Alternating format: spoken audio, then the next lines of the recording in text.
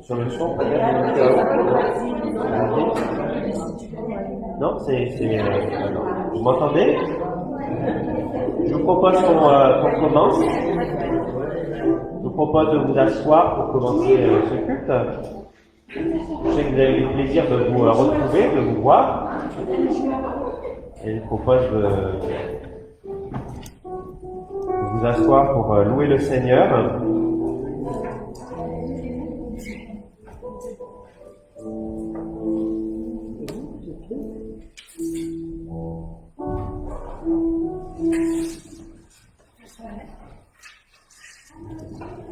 Alors bonjour à tous, soyez les bienvenus ce matin dans la présence de notre Seigneur Jésus-Christ. Alors je vous invite simplement à vous mettre tous sur cette travée, parce que j'ai lavé cette travée, elle a été désinfectée, donc je vous remercierai de vous mettre sur cette côté-là. Par mesure sanitaire. Merci. Alors nous voulons ce matin nous réjouir.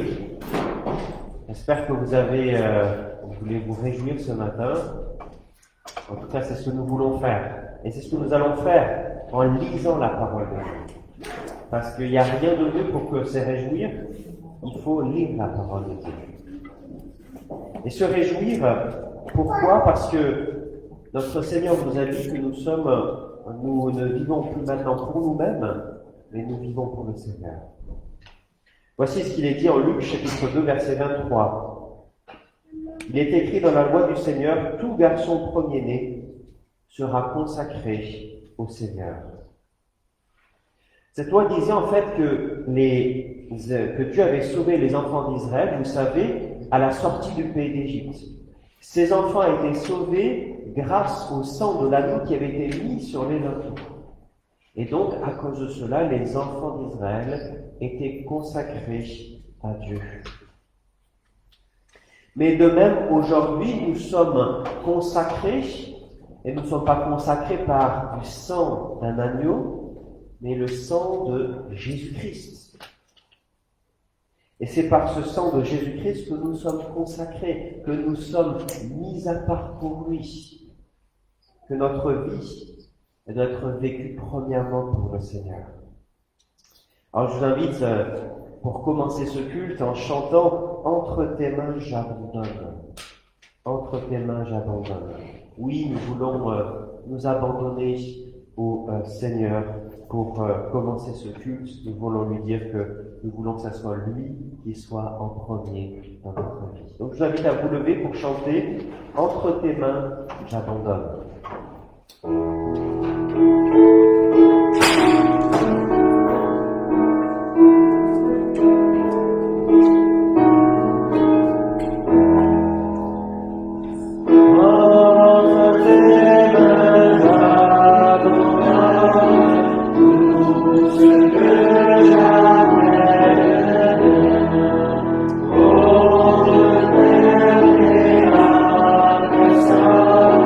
Seigneur,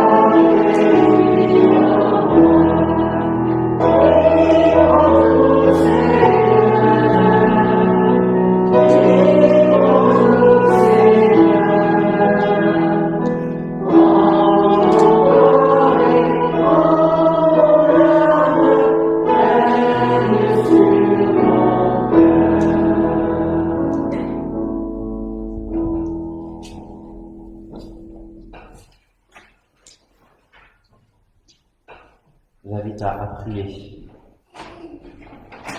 Seigneur, nous voulons te louer, te célébrer, oui Seigneur. Prends tout dans notre vie. Parce que nous savons que lorsque nous voyons ta grâce en Jésus-Christ, lorsque nous voyons que tout ce que nous avons, tout ce que nous faisons, c'est une grâce de ta part, alors nous pouvons te dire oui, prends tout Seigneur. Parce qu'en définitive, Seigneur, tu as déjà tout. Mais Seigneur, en te donnant tout, Seigneur, nous te disons notre confiance. Nous reconnaissons ta seigneurie sur nos vies. Oui, Seigneur, je te prie de bénir ce culte. Que nous puissions, pendant ce culte, tout te donner, Seigneur. Et que ce soit démonstration de toute notre vie. Que toute notre vie soit une démonstration, oui, de tout ce que tu es pour nous, Seigneur. Oui, je te prie cela dans le nom de ton Fils Jésus-Christ. Amen. Je vous invite à vous asseoir si vous le désirez.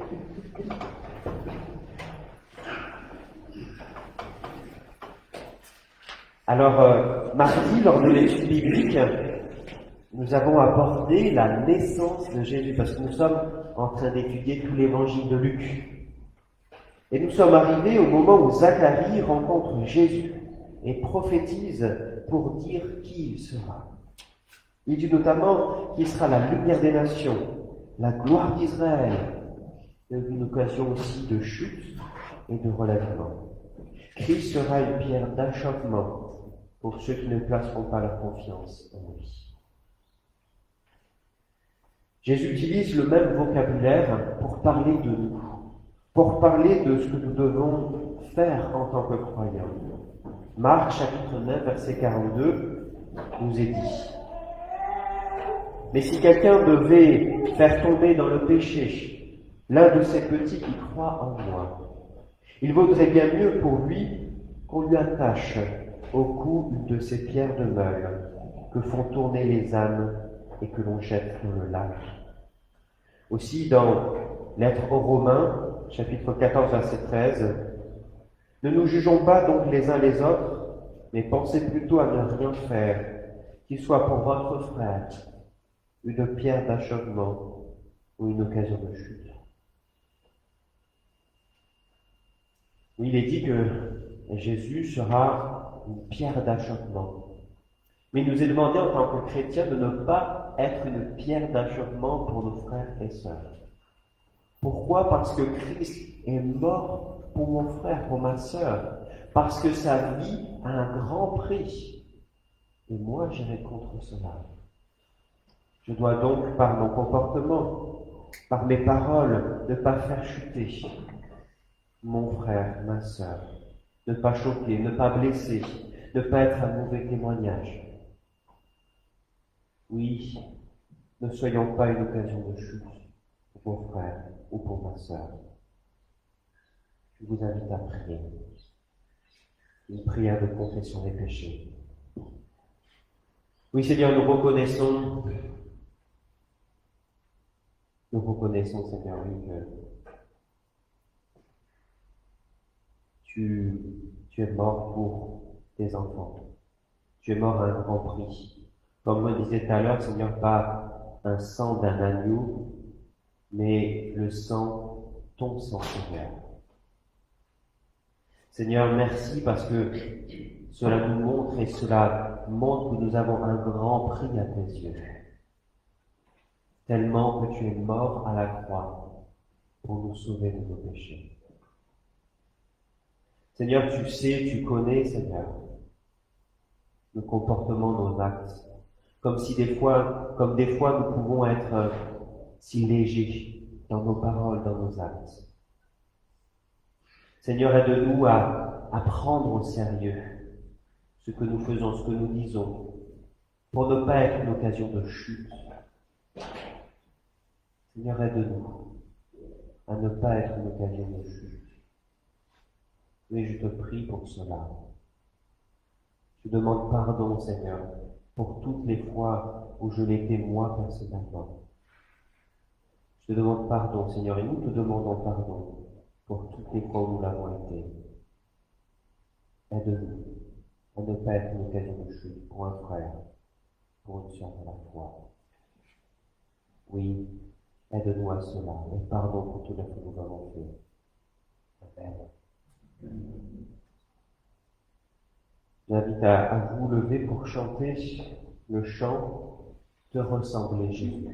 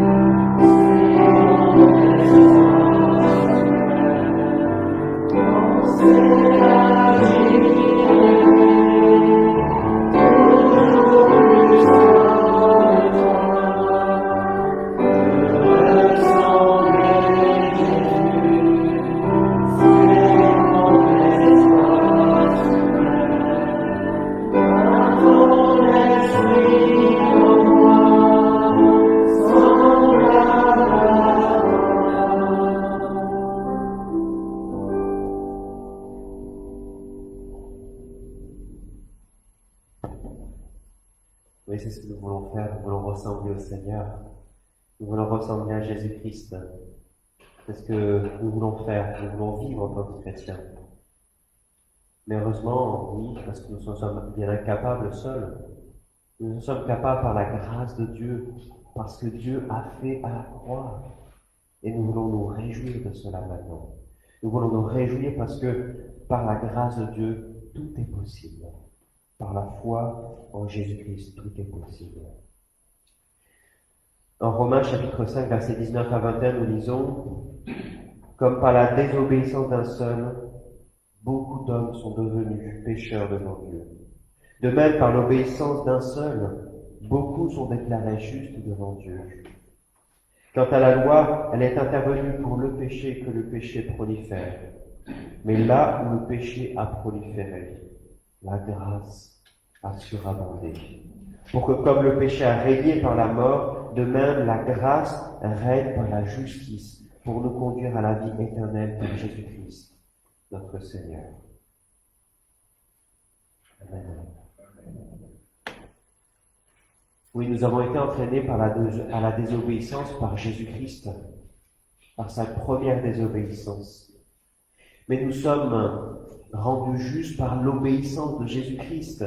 Nous l'avons lu cette semaine dans ce récit de la naissance de Jésus, alors que Jésus est au temple, que ses parents le cherchaient. Qu'est-ce qu'il est dit? Il est dit que Jésus a obéi à ses parents. Alors qu'il aurait pu dire, non, c'est ce que je dois faire. Non, il a obéi à ses parents. Il a mené une vie juste dans tous les coins, même les plus petits.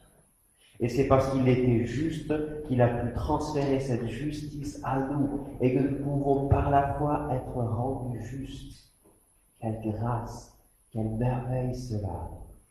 Parce que Christ a été pleinement obéissant. Il nous a rendus justes. Et cela montre encore plus l'horreur de la croix.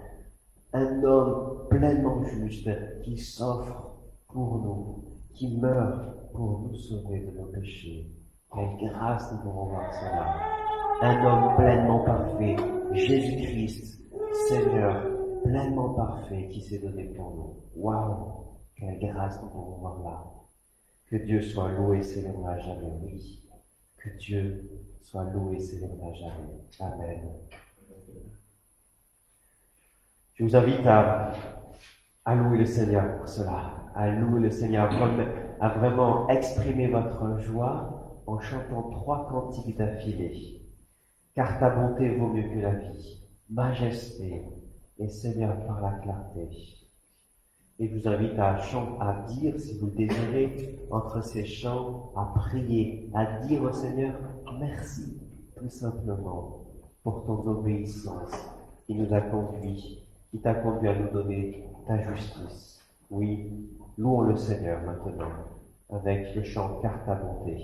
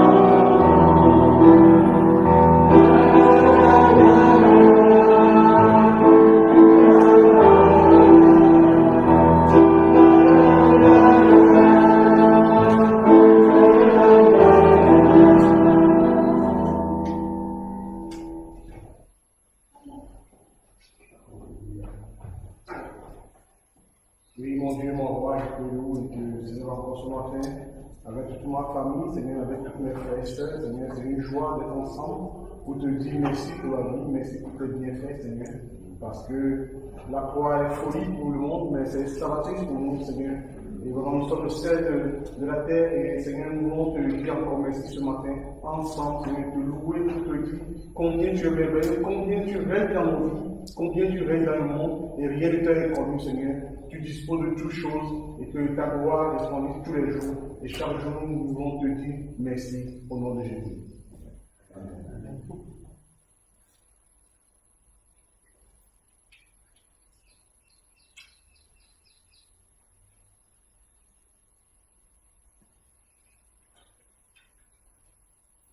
Le Seigneur nous demande de louer et de célébrer, Seigneur.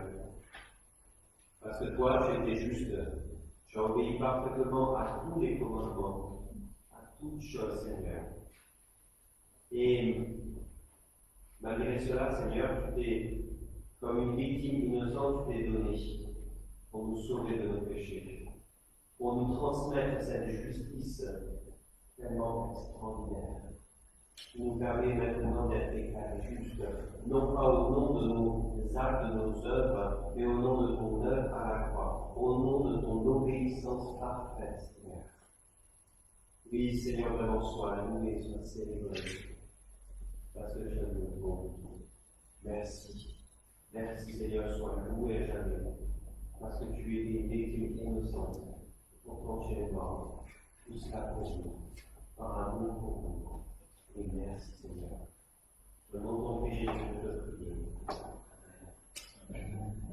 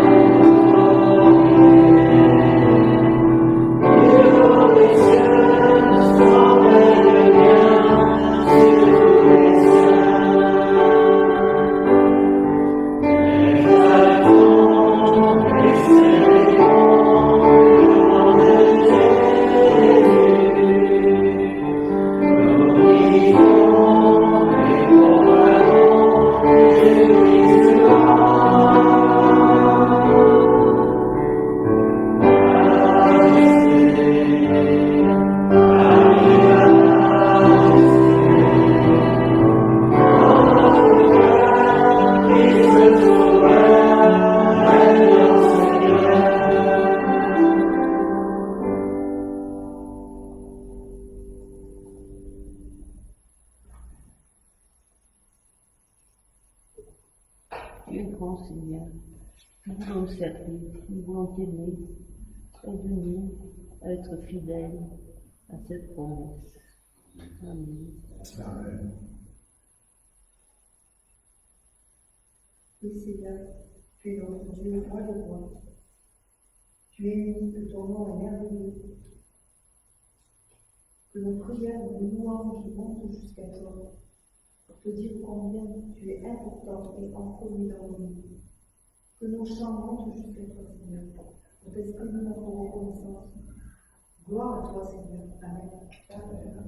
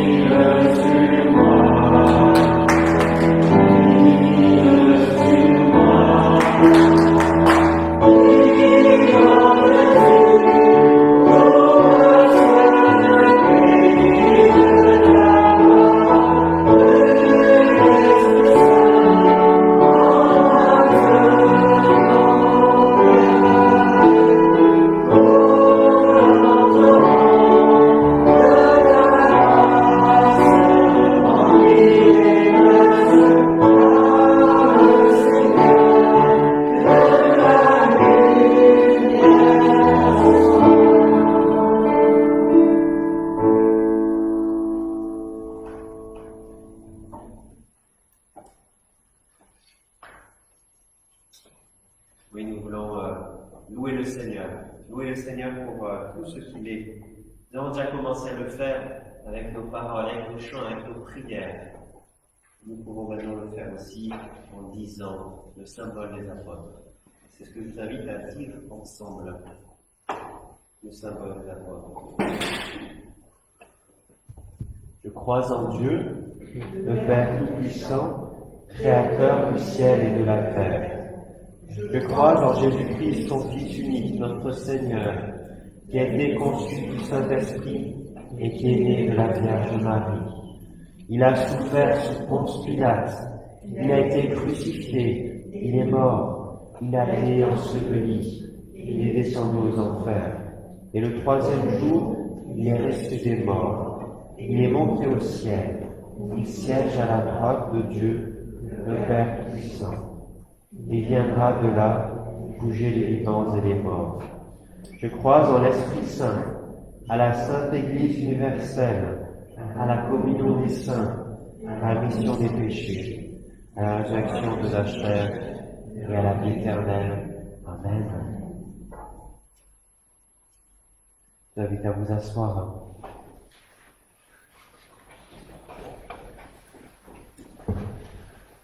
Nous voulons maintenant donner une part de nos biens.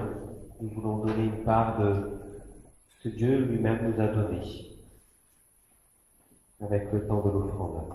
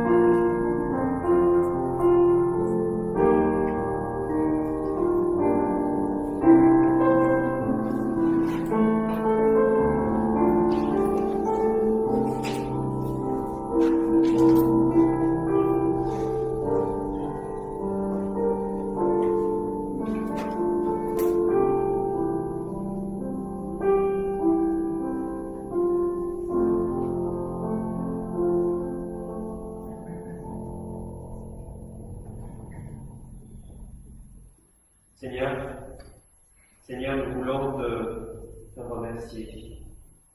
Parce que si nous avons pu récolter cette offrande, c'est parce que Seigneur, c'est vraiment une grâce de ta part. Parce que tu nous as toi-même tant donné, Seigneur. Nous voulons que cette offrande montre notre reconnaissance. Montre, Seigneur, ce que c'est la vie que tu es. Oui, sois loué, Seigneur, à jamais.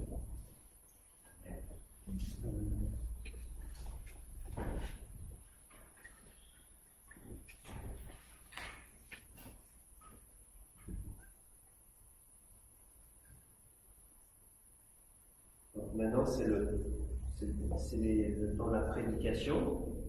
Et avant ça, c'est les enfants. Donc, je les invite à accompagner Anne-Marie. C'est pas les enfants qui vont accompagner Anne-Marie, c'est Anne-Marie qui va accompagner les enfants. Ah non, c'est Catherine. D'accord. Si vous voulez venir, c'est devant, on va prier beaucoup.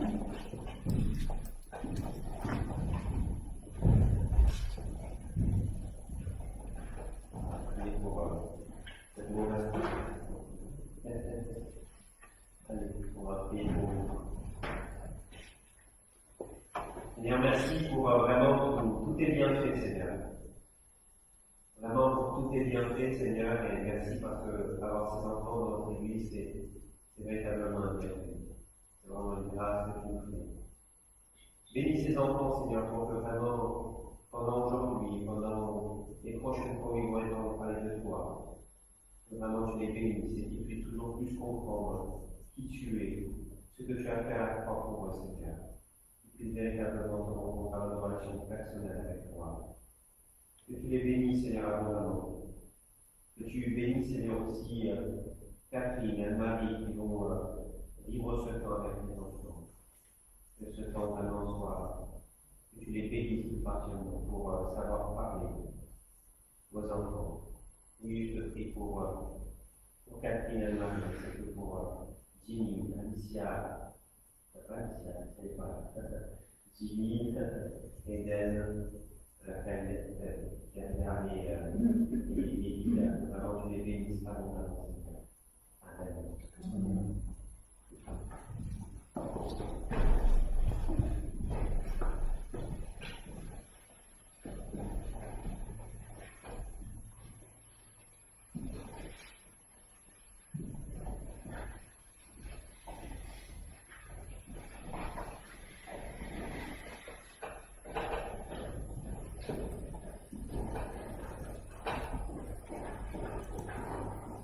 Donc nous continuons notre série de prédications sur les actes des apôtres. Alors on va arriver sur un texte qu'on n'a pas l'habitude d'aborder à cette époque de l'année. C'est le texte de la Pentecôte. Mais forcément, si on étudie le livre des actes, on ne peut pas passer à côté. Il ne faut pas se dire on va le faire en mai, comme c'est l'habitude. Parce qu'en fait, tout ce qui suit dans le livre des Actes des Apôtres, ça ça a comme origine, on pourrait dire, cette Pentecôte. Donc c'est important de pouvoir l'aborder aujourd'hui, de pouvoir la comprendre, pour comprendre après la suite du livre des Actes. Donc oui, c'est Acte 2, versets 1 à 41. Donc, acte 2, versets 1 à 41, que je vais vous lire maintenant. Donc, c'est le deuxième chapitre, jusqu'à quasiment la fin du deuxième chapitre. Donc, c'est un long passage, mais qui est important de prendre dans sa globalité. Quand le jour de la Pentecôte arriva, les disciples étaient tous rassemblés au même endroit. Tout à coup, un grand bruit survint du ciel. C'était comme si un violent coup de vent s'abattait sur eux et remplissait toute la maison où ils se trouvaient assis. Au même moment, ils virent apparaître des sortes de langues qui ressemblaient à des flamèches. Elles se séparèrent et allèrent se poser sur la tête de chacun d'eux. Aussitôt, ils furent tous remplis du Saint-Esprit et commencèrent à parler dans différentes langues, chacun s'exprimant comme le Saint-Esprit lui donnait de faire. Or, à ce moment-là, des Juifs pieux venus de toutes les nations du monde séjournaient à Jérusalem. En entendant ce bruit, ils accoururent en foule et furent saisis de stupeur. En effet, chacun d'eux les entendait parler dans sa propre langue. Dans leur étonnement, ils n'en croyaient pas leurs oreilles. Ils disaient « Voyons, ces gens qui parlent ne viennent-ils pas tous de Galilée ? Comment se fait-il donc que nous entendions s'exprimer dans notre langue maternelle ? Nous sommes Parthes, Mèdes, Élamites. Nous habitons la Mésopotamie, la Judée, la Cappadoce, le Pont, la province d'Asie, la Phrygie, la Pamphylie, l'Égypte ou le territoire de la Libye près de Cyrène, ou bien nous vivons à Rome. Nous sommes juifs de naissance ou par conversion. Nous venons de la Crète, de l'Arabie, et pourtant, chacun de nous les entend parler dans sa propre langue des choses merveilleuses que Dieu a accomplies. Ils n'en revenaient pas. Plongés dans la plus grande perplexité, ils se demandaient entre eux « Qu'est-ce que ça veut pouvoir bien dire ?» Mais d'autres tournaient la chose en ridicule. « C'est le vin doux, disaient-ils, ils ont trop bu. » Alors Pierre se leva, entouré des 11 et d'une voix forte, et il dit à la foule « Écoutez-moi bien, vous qui habitez la Judée, et vous tous qui séjournez à Jérusalem, comprenez ce qui se passe. Certains d'entre vous insinuent que ces hommes seraient ivres. Pas du tout. Il est à peine 9 heures du matin. Mais maintenant, se réalise ce qu'avait annoncé le prophète Joël. Voici ce qui arrivera, dit Dieu, dans les jours de la fin des temps. Je répandrai mon esprit sur tous les hommes. Vos fils, vos filles prophétiseront, vos jeunes gens par des visions, vos vieillards par des songes recevront des révélations. Oui, sur mes serviteurs comme sur mes servantes en ces jours-là, je répandrai mon esprit. Ils prophétiseront. Je ferai des miracles, et là-haut dans le ciel et ici-bas sur la terre, des signes prodigieux, sang, feu, colonnes de fumée. et le soleil s'obscurcira. La lune deviendra du sang, avant la venue du jour du Seigneur, ce jour grand et glorieux. Alors seront sauvés tous ceux qui feront appel au Seigneur. Écoutez bien, Israélites, ce que j'ai à vous dire. Vous le savez tous, Jésus de Nazareth, cet homme dont Dieu vous a montré qu'il a prouvé en accomplissant par son moyen au milieu de vous des miracles et des signes extraordinaires, a été livré entre vos mains, conformément à la décision que Dieu avait prise et au projet qu'il avait établi d'avance. Et vous l'avez tué en le faisant crucifier par des hommes qui ne connaissent pas Dieu. Mais Dieu a brisé les liens de la mort. Il a ressuscité, car il était impossible que la mort le retienne captif. En effet, David dit de lui, « Je voyais le Seigneur constamment devant moi, car il est à ma droite pour que je ne vacille pas. Voilà pourquoi mon cœur est plein de joie, pourquoi mes paroles débordent d'allégresse. Même mon corps reposera dans l'espérance. Tu ne m'abandonneras pas dans le séjour des morts. Tu ne laisseras pas ton serviteur fidèle se décomposer dans la tombe, car tu m'as fait connaître le chemin de la vie. Tu me combleras de joie en ta présence. » Mes frères, permettez-moi de vous parler franchement. Le patriarche David est bel et bien mort et enterré. Son tombeau existe encore près d'ici aujourd'hui. Mais il était prophète et il savait que Dieu lui avait promis sous la foi du serment de faire asseoir sur son trône un de ses descendants. Ainsi, il a entrevu par avance la résurrection du Christ, et c'est d'elle qu'il parle en disant que Dieu ne l'abandonnera pas dans le séjour des morts et qu'il ne laissera pas son corps se décomposer. Dieu a ressuscité des morts, ce Jésus dont je parle, nous en sommes tous témoins.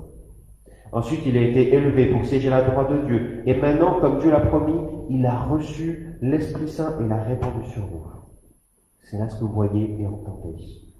En effet, David, lui, n'est pas monté au ciel, mais il a dit, « Le Seigneur a dit à mon Seigneur, viens siéger à ma droite, jusqu'à ce que j'ai mis tes ennemis comme un escabeau sous tes pieds. » Voici donc ce que tout le peuple d'Israël doit savoir avec une entière certitude. Dieu a fait Seigneur et Messie, ce Jésus que vous avez crucifié. Ce discours toucha profondément ceux qui l'avaient entendu et demandèrent à Pierre et aux autres apôtres, « Frères, que devons-nous faire ?» Pierre leur répondit, « Changez et que chacun de vous se fasse baptiser au nom de Jésus-Christ pour que vos péchés vous soient pardonnés. Alors vous recevrez le don du Saint-Esprit. Car la promesse est pour vous, pour vos enfants, et pour ceux qui vivent dans les pays lointains, tout ce que le Seigneur notre Dieu fera venir à lui. » Pierre continuait avec instance à leur adresser d'autres paroles pour les persuader. Et il les encourageait leur disant, « Recevez le salut, séparez-vous de cette génération dévoyée. » Ceux qui acceptèrent les paroles de Pierre se firent baptiser. Et ce jour-là, environ 3000 personnes furent ajoutées au nombre des croyants. Amen. Jusqu'ici la lecture de la parole de Dieu, et je vous invite à prier. Seigneur, nous croyons que ta parole est la vérité. Nous croyons que ta parole, Seigneur, est la vérité, n'est pas simplement la vérité, mais elle est vivante aujourd'hui par ton Saint-Esprit. Nous te demandons, Seigneur, que cette parole, Seigneur, que nous avons lue ce matin, soit vivante dans notre cœur par le Saint-Esprit. Que tu puisses nous enseigner maintenant ce que tu veux pour chacun d'entre nous. Nous sommes tous à des stades de maturité chrétienne différents. Nous sommes tous à des temps différents, Seigneur. Nous avons tous des besoins différents chacun. Et donc, Seigneur, nous te demandons, Seigneur, de répondre à chacun de nos besoins, à chacun de l'endroit où nous en sommes par rapport à toi. Oui, je te prie vraiment pour cela. Parle-nous par ton Saint-Esprit. Parle-moi par ton Saint-Esprit, Seigneur. Oui, c'est ce que je te demande tout particulièrement pour chacun de mes frères et sœurs qui sont ici. Oui, je te prie cela dans le nom de ton Fils Jésus-Christ. Amen.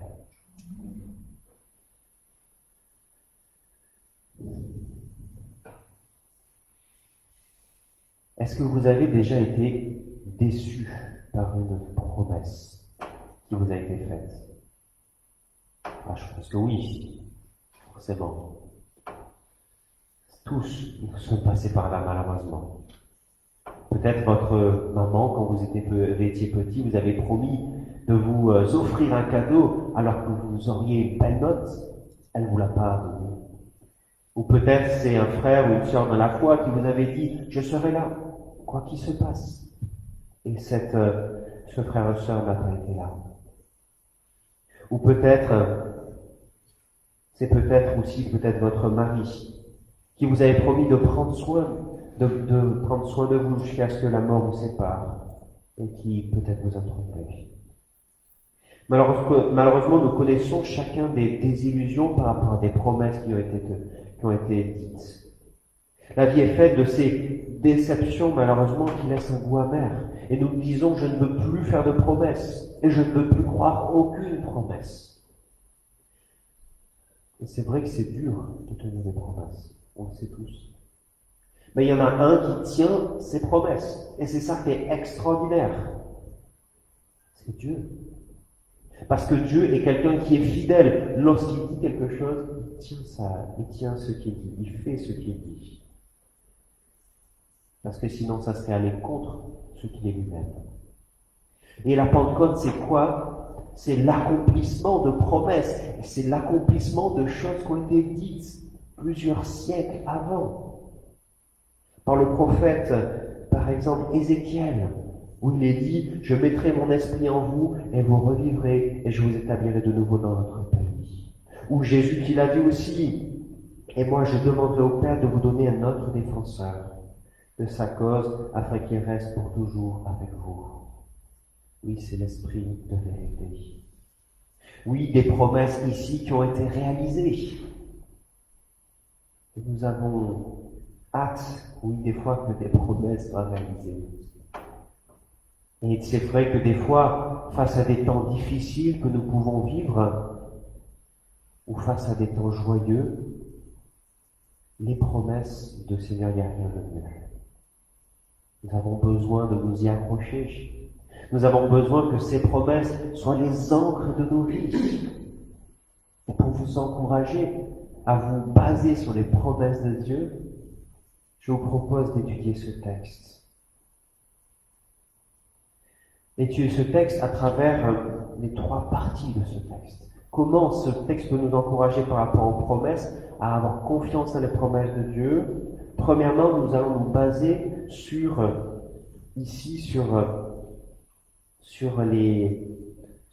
l'événement lui-même de la Pentecôte.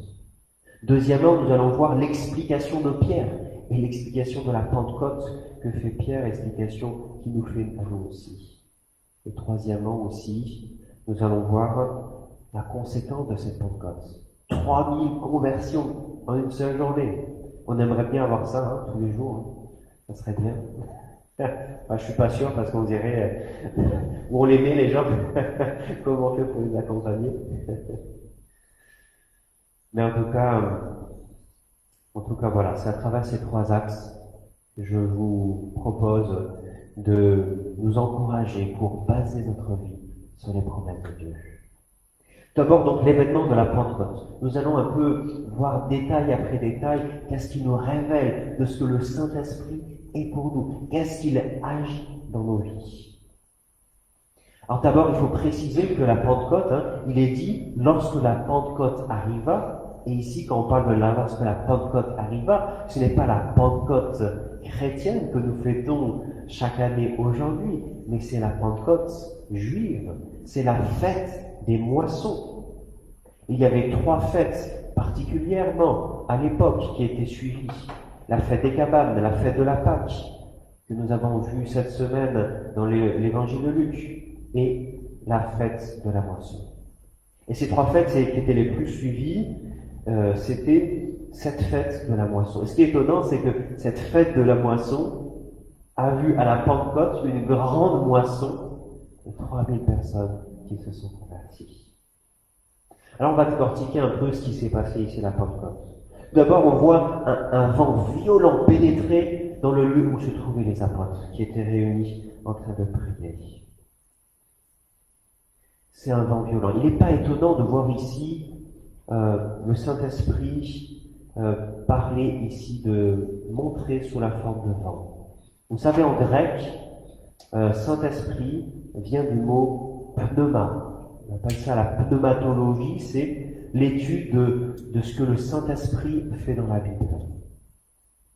Et donc, le pneuma, en fait, qu'est-ce que ça veut dire aussi? Il y a une autre traduction, c'est le mot vent, le mot souffle.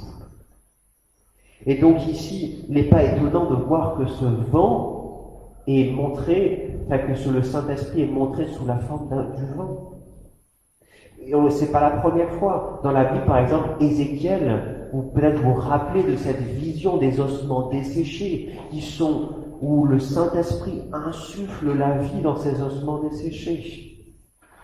Il est dit, par exemple, Ézéchiel 37, « Esprit vient des quatre vents, souffle sur ces morts et qu'ils revivent. Je prophétiserai sur l'ordre qui m'avait été donné. Et l'Esprit entra en eux. Ils reprirent vie. Ils se terrent sur leurs pieds. C'était une armée nombreuse, très nombreuse. » Oui, le Saint-Esprit. C'est une première chose, c'est que c'est un souffle qui donne une vie nouvelle. C'est ce qui s'est passé pour les ossements desséchés, et c'est ce qui se passe lorsque nous convertissons, lorsque nous revenons au Seigneur. Nous avons une vie nouvelle qui rentre en nous. Alors que nous étions morts spirituellement, nous arrivons à la vie. Alors que nous étions morts à tout ce qui était spirituel, nous arrivons à la vie spirituelle. Nous vibrons pour ce qui concerne le Seigneur. Nous sommes, alors que peut-être des choses qui nous étaient dites avant concernant Dieu nous paraissaient complètement sans aucun sens, deviennent avec du sens. Oui, le Saint-Esprit nous redonne vie. La deuxième chose qui se passe ici, c'est que ce vent s'engouffre et que des flammes se posent sur les disciples. Et c'est pas encore étonnant de voir montrer Dieu sous la forme de flammes.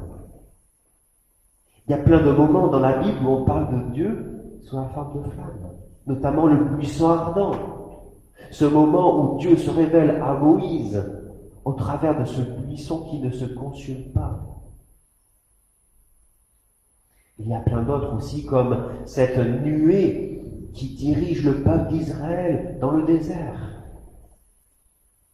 Dans la journée, c'est une nuée. Pendant la nuit, c'est une grosse flamme de feu. Tout cela est pour montrer quoi? Montrer que Dieu est présent, que Dieu est là. C'est pour ça que Moïse doit enlever ses sandales, parce que Dieu est présent là. Et pareillement aussi, en montrant qu'il y a ces flamèches qui sont sur les disciples, qu'est-ce qu'il dit? Qu'est-ce qui est dit ici? C'est que Dieu est dans les croyants. Ce n'est plus une présence qui est dans un temple physique, mais nous devenons le temple. Waouh, c'est extraordinaire. C'est premièrement, nous revenons à la vie. Et deuxièmement, Dieu rentre en nous par son esprit. Il vient faire son habitation en nous. Nous sommes le temple du Saint-Esprit. Après, nous voyons les disciples être inspirés par le Saint-Esprit pour parler dans des langues différentes. Ils disent des merveilles. Et c'est vrai qu'il y a ici un débat entre ceux qui pensent que ces langues étaient intelligibles, compréhensibles, et d'autres qui ne l'étaient pas. Parce que certains, pratiquent, le parler en langue et d'autres non. En tout cas, ici, les Juifs qui sont à la fête des moissons à Jérusalem, à ce moment-là, ils sont originaires de plein de pays différents, qui sont des Juifs de naissance, des Juifs convertis, comprennent ce que les apôtres disent. Ceci est étonnant car en majorité, les apôtres sont des Galiléens. À l'époque, être Galiléen, c'était pas une bonne chose de dire cela. Alors je vais pas dire que être Marseillais, c'est pas une bonne chose. Non, ça pourrait être, par exemple, je ne sais pas, ça pourrait être traiter quelqu'un d'une certaine région de la France et dire cette région vraiment, ce sont des arriérés, ce sont des gens qui n'ont pas beaucoup de culture. Et c'est ce qui est dit. Pourtant, ils sont de Galilée. Pourtant, ils sont de Galilée. C'est comme si, par exemple, une classe de CP, ayant fini son année, savait pas simplement parler le français, écrire le français, mais savait écrire des dizaines de langues. Et pouvait vous dire, et qu'elle pouvait vous dire les nuances entre différents mots de votre langue maternelle. Vous seriez forcément étonné. Et c'est ce qui se passe pour ces gens. Ils sont complètement étonnés. Et c'est pour ça que certains se moquent et disent, mais ils sont pleins de vin doux, ils sont ivres. Et ça me fait penser ici à ce que Paul dit dans sa première lettre aux Corinthiens. L'évangile est une folie pour ceux qui périssent, et pour nous qui sommes sauvés, elle est une puissance de Dieu. La démonstration de l'Esprit Saint, de la puissance de l'Esprit, semble une folie pour ce monde qui se perd. Ils sont remplis de vin. Mais pour nous, c'est une merveille. Cela annonce que ce qu'est en définitive le royaume de Dieu, ce que nous devons vivre, que l'évangile n'est pas simplement pour certains types de personnes, mais pour tous, quelle que soit notre langue, quelles que soient nos origines, quel que soit notre statut social, notre salaire. Nous faisons partie de l'Église de Jésus-Christ. Et nous en sommes, je pense, ici une représentation ici. Et dans toutes les églises, nous devons être cela, une représentation du royaume de Dieu. Par la puissance de l'Évangile et du Saint-Esprit, nous pouvons, oui, être unis malgré nos diversités.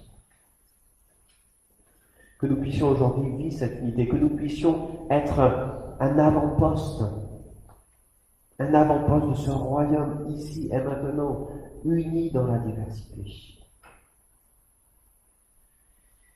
Oui, l'Église, oui, doit refléter cela.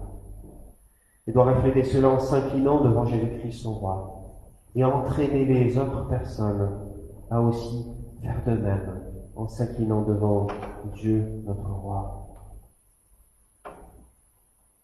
Après avoir vu cela, nous voyons que nous abordons maintenant ce discours de Pierre.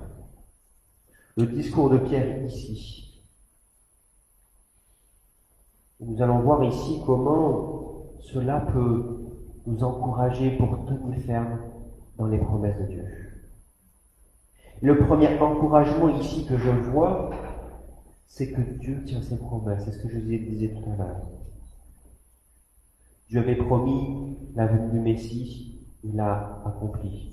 Dieu avait promis la venue du Saint-Esprit, il l'a accompli.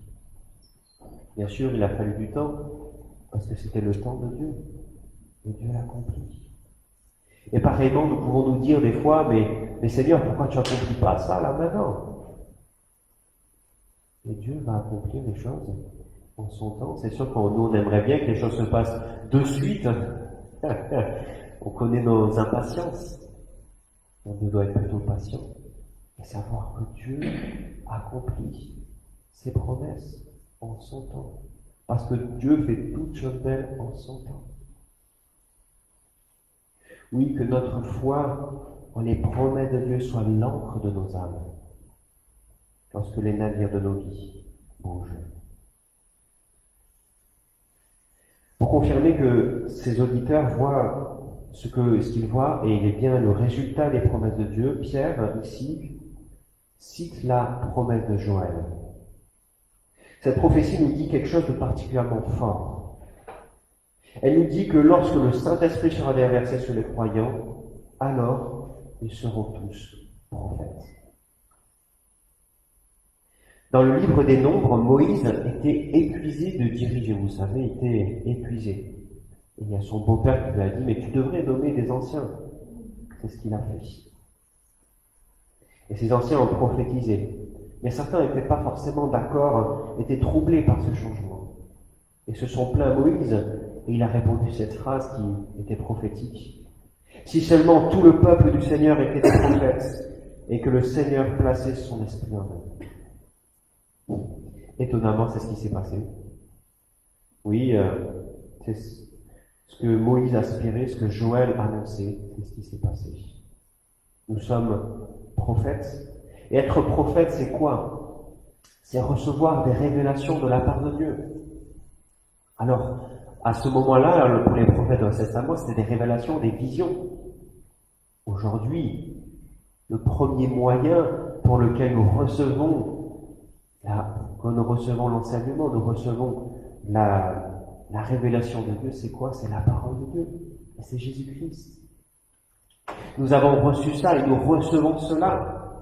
Et donc, comme nous avons ce bénéfice de pouvoir être en relation avec le Seigneur, de pouvoir avoir cette communication particulière avec le Seigneur par la parole, le Saint-Esprit et Jésus-Christ, alors nous pouvons annoncer la parole fidèlement.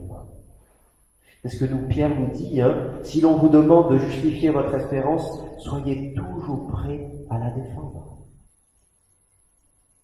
Et nous sommes capables par le Saint-Esprit. Nous sommes appelés, nous avons ce privilège de connaître le Seigneur. Et nous avons cette responsabilité de le faire connaître fidèlement aux autres. Nous sommes tous partie prenante de la mission de Dieu. Tous, si on nous pose une question, si on nous demande quelque chose, nous devons être capables de dire, mais pourquoi est-ce que tu crois? Qui c'est Jésus-Christ pour toi? Nous sommes appelés à être tous prophètes, en tant que croyants, en tant que personne née de nouveau.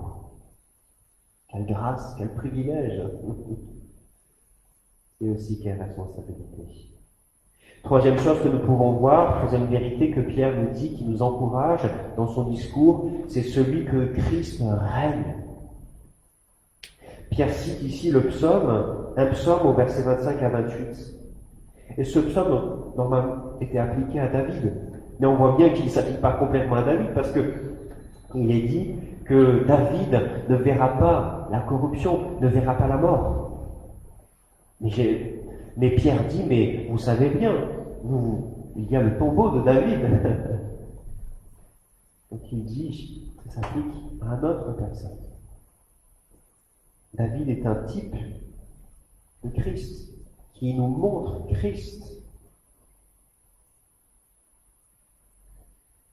Oui, Jésus est le Messie. Jésus est le Messie qui n'est pas resté mort, mais il est ressuscité. Plus de cela, il est à la droite de Dieu. Il a pouvoir sur toutes choses. Hébreux, chapitre 10, versets 12 et 13, nous dit cela. Le Christ lui a offert un sacrifice unique pour les péchés, valable pour toujours, et il siège à la droite de Dieu. Oui, où il attend désormais que Dieu mette ses ennemis comme un escabeau sous ses pieds. C'est une autre chose qui nous est dite ici. Dieu règne. Qu'est-ce que c'est pas encourageant, ça? Je ne sais pas pour vous, mais pour moi, ça m'encourage de savoir que Dieu règne. Qu'il n'y a rien qui échappe à son contrôle ici et maintenant et à jamais. De se dire que les choses ne se passent pas par hasard. Qu'il n'y a rien qui serait plus fort que Dieu. Christ règne. Quand il semble que les choses se passent et qu'on n'a plus aucune prise sur les choses, quand on semble que tout va mal, nous devons nous rappeler de cela. Christ règne. Cela nous encourager. Nous avons de notre côté le Seigneur des armées, le Roi des rois, celui qui a autorité sur toutes choses. Nous pouvons être donc aujourd'hui et maintenant dans la paix, car Christ règne. Nous devons le croire et véritablement le croire. Parce que des fois nous l'oublions. Face aux problèmes de la vie, nous oublions que Christ règne. Pourtant, c'est une vérité qui est là, qui est toujours présente. Et un jour, ce règne sera visible. Il sera visible lorsque Christ reviendra. Pour le moment, nous pouvons le percevoir en tant que chrétiens. Mais un jour, il sera visible par tous. Que cela nous encourage de savoir que Christ règne. Enfin, nous voyons les conséquences de ce discours, de la Pentecôte, de ce venue du Saint-Esprit dans les disciples. C'est cette conversion.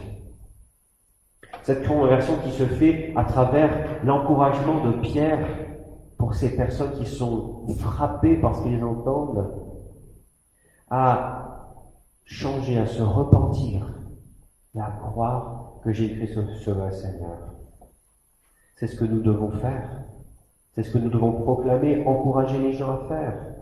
Se repentir et croire que Jésus-Christ est Sauveur et Seigneur. Et Pierre finit en disant, car la promesse est pour vous, pour vos enfants, pour ceux qui vivent dans les pays lointains, tous ceux que le Seigneur, notre Dieu, fera venir à lui. Oui, cette promesse de salut nous est offerte. Cette promesse qui nous aidera à persévérer est là. Nous pourrons persévérer dans la foi et dans nos vies. Nous pourrons être un avant-poste du royaume. Nous pourrons être des prophètes en ayant une relation intime avec Dieu. Nous pourrons voir des personnes se repentir et avoir foi, car Dieu tient ses promesses. Oui, rappelons-nous de cela. Rappelons-nous que Dieu est présent en nous, que nous sommes vivants par le Saint-Esprit. Rappelons-nous que oui, Dieu règne dans ce monde quand il se passe, et que Dieu tient ses promesses. Oui, rappelons-nous de ces choses quand tout va mal dans notre vie, quand tout semble nous échapper, que nous puissions nous rappeler de ces choses.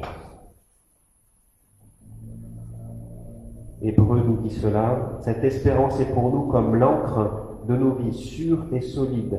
Elle pénètre par-delà le rideau dans le très saint. Que l'encre de notre vie soit les promesses de Dieu. Oui, que l'encre de notre vie soit les promesses de Dieu, et pas autre chose. Pas nos biens, pas nos pensées, pas nos forces, mais sont vraiment les promesses de Dieu. Et nous pouvons savoir que Dieu fera ses promesses, accomplira ses promesses parce qu'il est fidèle et parce qu'il règne. Que Dieu soit loué à jamais. Amen. Je vous invite à avoir un temps de silence pour remettre entre les mains de Dieu, pour réfléchir, pour demander à Dieu pardon pour toutes les fois peut-être où nous oublions ces choses-là, pour dire à Dieu, Seigneur, je te fais confiance.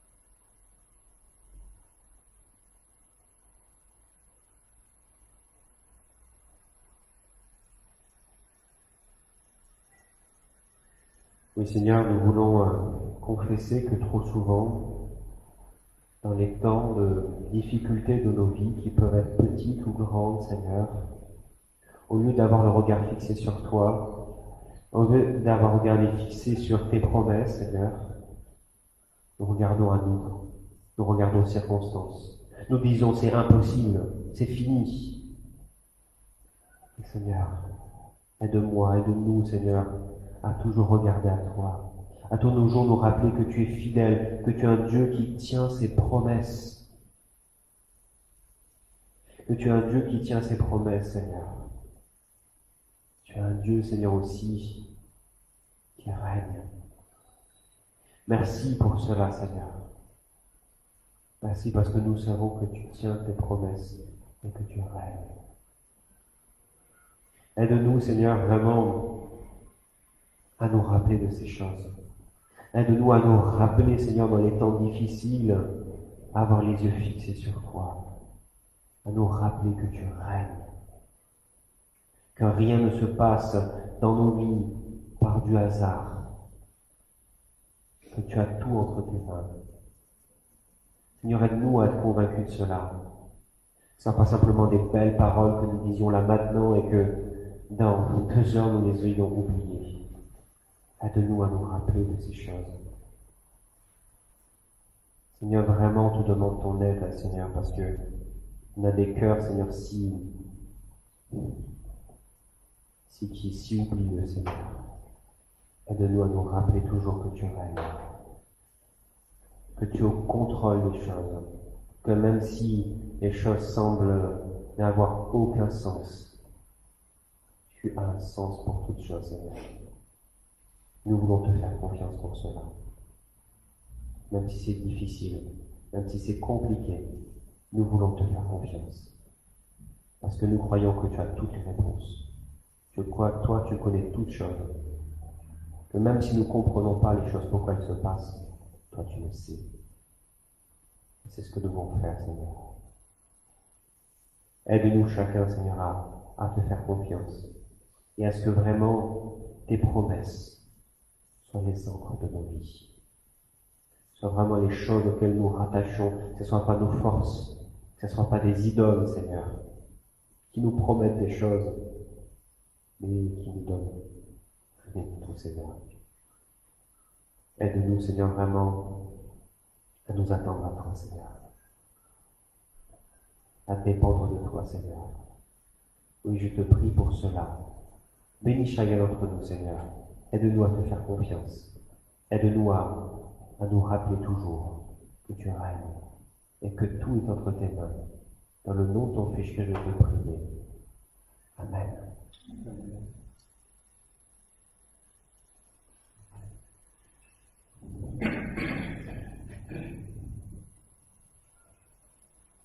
C'est maintenant donc le temps du repas du Seigneur. Je vous invite à vous lever.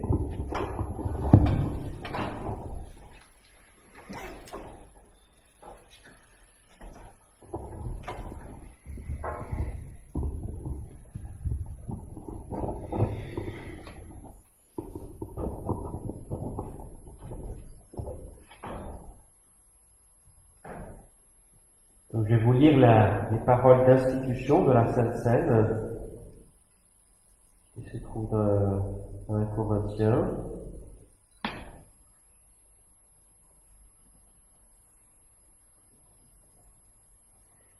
Le Seigneur Jésus, dans la nuit,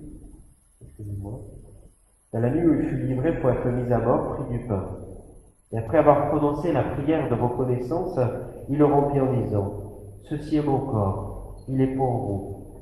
Faites ceci en mémoire de moi. De même, après le repas, il prit la coupe et dit: cette coupe est la nouvelle alliance scellée en mon sang.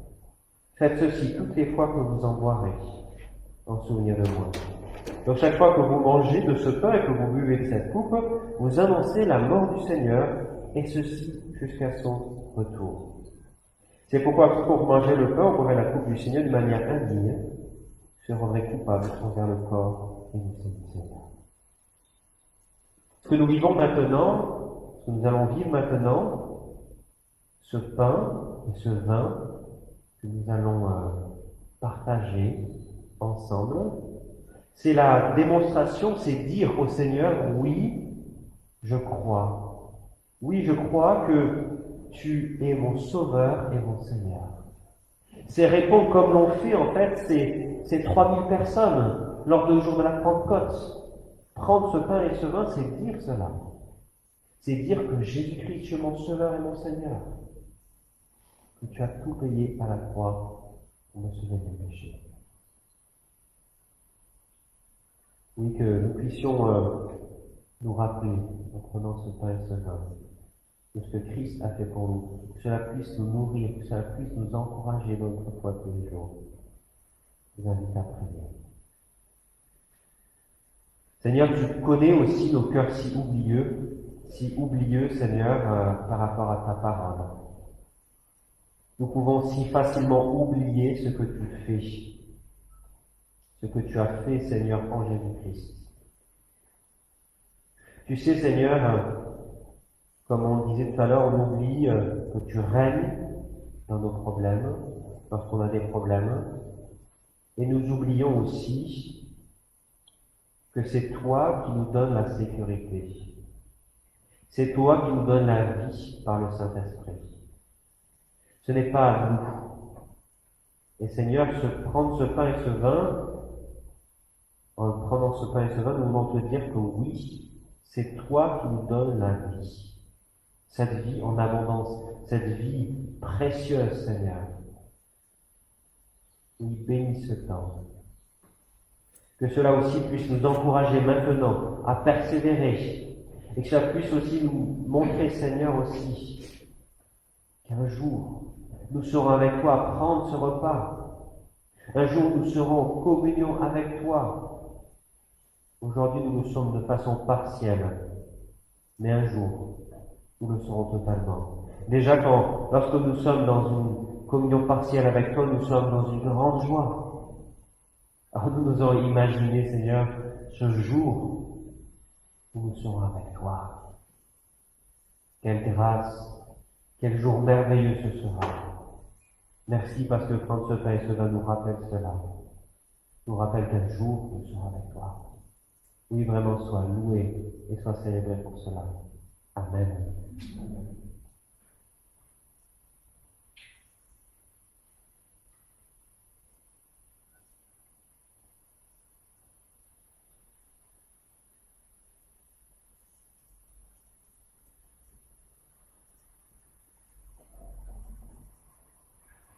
Voici le pain que nous rompons, qui est la communion au corps de notre Seigneur Jésus-Christ.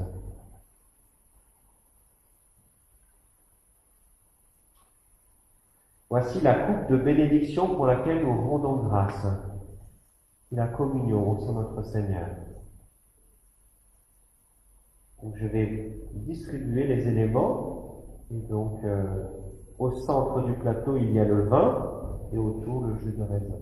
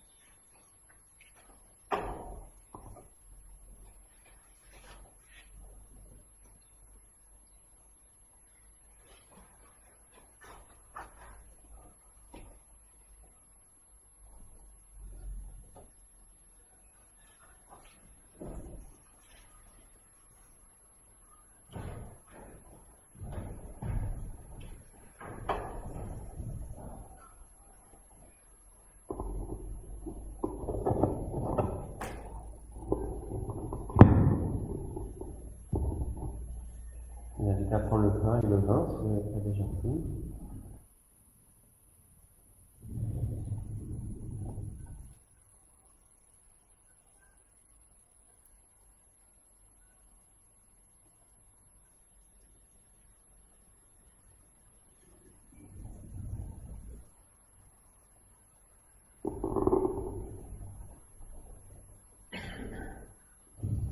Ouais, Seigneur, vraiment, on veut te louer, te célébrer, Seigneur, vraiment pour ce pain et ce vin que nous pouvons prendre. Parce que vraiment, ça montre ta grâce. Seigneur, toi, la victime innocente, tu t'es donné pour nous. Je ne mérite pas vraiment tout ton amour que tu as pour moi, tout ce que tu me donnes, Seigneur, jour après jour.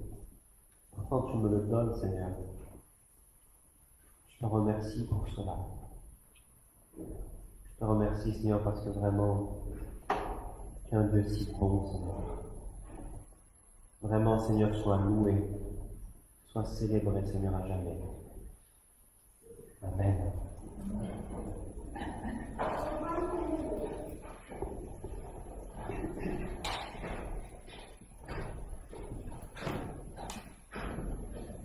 Donc, je vous invite à rester debout.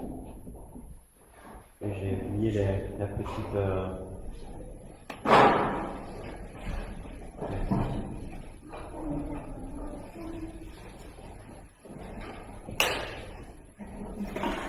Bon, j'invite à vous rester debout. On l'envoie. Donc, et notamment pour le chant, le dernier chant, quand les montagnes s'éloigneraient. Tu l'as, c'est bon? Ah, super, merci.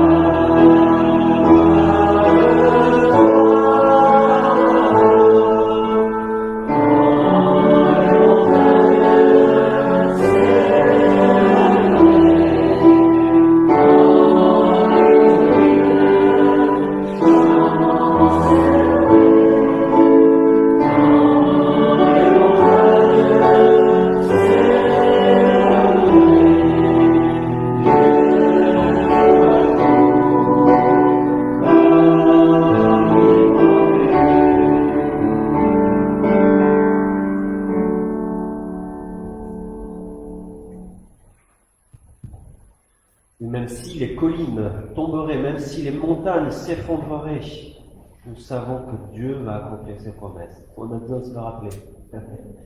Que Dieu vous bénisse cette semaine. Que Dieu vous bénisse cette semaine. Au nom du Père, du Fils et du Saint-Esprit. Amen. J'invite à vous asseoir pour une dernière petite annonce.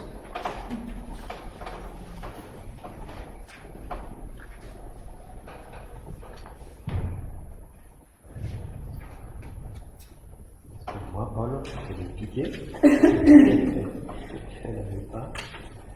Alors, je vous ai mis donc les petites annonces sur votre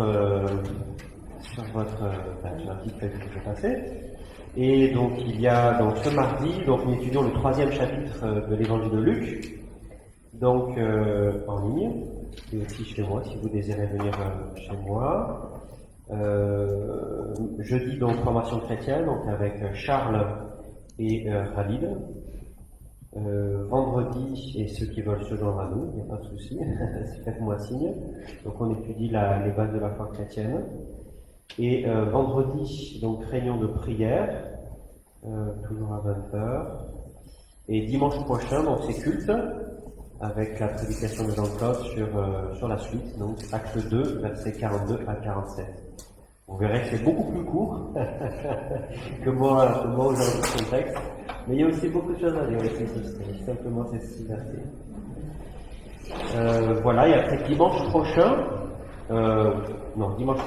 d'après, excusez-moi, le dimanche 11 octobre, nous aurons un culte avec, après une petite balade, et donc on ne prend pas une grosse balade, hein, moi je suis pas un gros baladeur, donc un gros marcheur, randonneur, donc on fera une balade et avec un pique-nique fraternel, voilà. Donc, c'est pour avoir un temps fraternel ensemble, pour passer un bon moment ensemble, qu'on vous propose cela le dimanche 11 octobre. Donc vous savez, c'est aussi dans cette réflexion aussi que nous sommes dans des temps assez compliqués avec le coronavirus, avec tout ça. Nous sommes aussi compliqués parce qu'avec l'Église on ne peut pas faire tout ce qu'on veut. On aimerait faire des repas, on aimerait bien faire tout un tas de choses, mais qu'on ne peut pas faire avec ce qui se passe en ce moment. Donc on essaie d'inventer des nouvelles choses, et ça fait partie des nouvelles choses qu'on invente pour pouvoir se retrouver, pour pouvoir parler, pour pouvoir simplement être ensemble. Alors bien sûr, Marc, j'ai l'impression que tu dis le temps, ben oui, on espère que le temps, on va prier pour qu'il fasse beau. On va demander au Seigneur qu'il fasse cette promesse que tout ce que nous lui demanderons, il accomplira. Et donc voilà. Et donc après, il y a le 10 octobre, je l'ai pas écrit là, je sais pas pourquoi. Le 10 octobre, il y a un club d'enfants. Donc Josiane, je t'ai envoyé, ainsi que Stéphanie hier soir, la publicité de cela. Et donc voilà, donc c'est le 10 octobre. Et le week-end, donc il y a un week-end de jeûne, qui est toujours prévu, si tout va bien, le 24 au 26 octobre à la Besselle. Voilà. Et donc ça, c'est pour les jeunes de 14 à 18 ans. Voilà, je pense que c'était toutes les informations. Moi, j'ai rien oublié, il me semble. Sinon, rien oublié à part vous dire bon dimanche. Que Dieu vous bénisse abondamment pendant cette semaine. Et gardez l'encre sûre du Seigneur. Et que Dieu vous bénisse et à bientôt. Il faut que nous